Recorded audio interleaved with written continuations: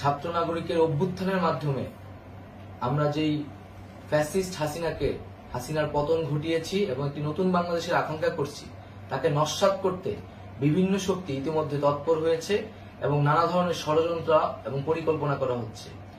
আমরা মুক্তিকামী ছাত্র জনতার পক্ষ থেকে স্পষ্টভাবে বলতে চাচ্ছি যে এই বাংলাদেশকে ফ্যাসিবাদী রেজিম থেকে মুক্ত করার জন্য এবং একটি নতুন বাংলাদেশ, জনগণের বাংলাদেশ প্রতিষ্ঠার জন্য সকল ধরনের ষড়যন্ত্রকে নস্যাৎ করার জন্য, প্রতিহত করার জন্য বাংলাদেশের ছাত্র জনতা কিন্তু সদা প্রস্তুত রয়েছে।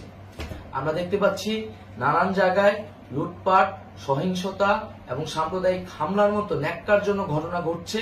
আমরা এর তীব্র নিন্দা জানাচ্ছি এবং আমরা মুক্তিকামী ছাত্র জনতার প্রতি আহ্বান জানাচ্ছি যে এই ধরনের ঘটনাকে প্রতিহত করার জন্য আমাদেরকে প্রস্তুত থাকতে হবে, আমাদেরকে দায়িত্ব নিতে হবে। কেউ যাতে এই আন্দোলনকে নস্যাৎ করার জন্য এই ধরনের ঘটনা ঘটানোর সুযোগ না পায়, সেদিকে আমাদের সদা সতর্ক থাকতে হবে। আমরা আরো দেখতে পাচ্ছি যে রাষ্ট্রপতি গতকাল বলেছিলেন যে অনতিবিলম্বে তিনি জাতীয় সংসদ বিলুপ্ত করবেন, কিন্তু আমরা এখনো দেখছি যে একটি অভ্যুত্থানের পরেও এই ফ্যাসিস্ট হাসিনার জাতীয় সংসদ রয়ে গেছে। তাই আমরা ঘোষণা করছি যে আজ দুপুর ৩টার মধ্যে এই ফ্যাসিস্ট হাসিনার যে জাতীয় সংসদ, সেই সংসদের বিলুপ্তি ঘোষণা করতে হবে। যদি আজ বিকাল ৩টার মধ্যে এই জাতীয় সংসদের বিলুপ্তির ঘোষণা না আসে, তবে আমরা কঠোর কর্মসূচি দিতে বাধ্য থাকব।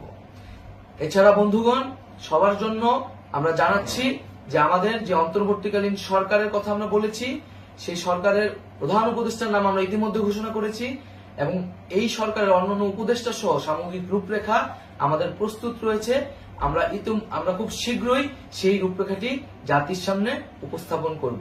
আমরা বাংলাদেশে স্থিতিশীলতা চাচ্ছি, সমাজে ন্যায় বিচার চাচ্ছি, সেজন্য কার্যকর পদক্ষেপ নিতে হবে এবং তার প্রথম পদক্ষেপটি হতে হবে এই জাতীয় সংসদ ভেঙে দেওয়া।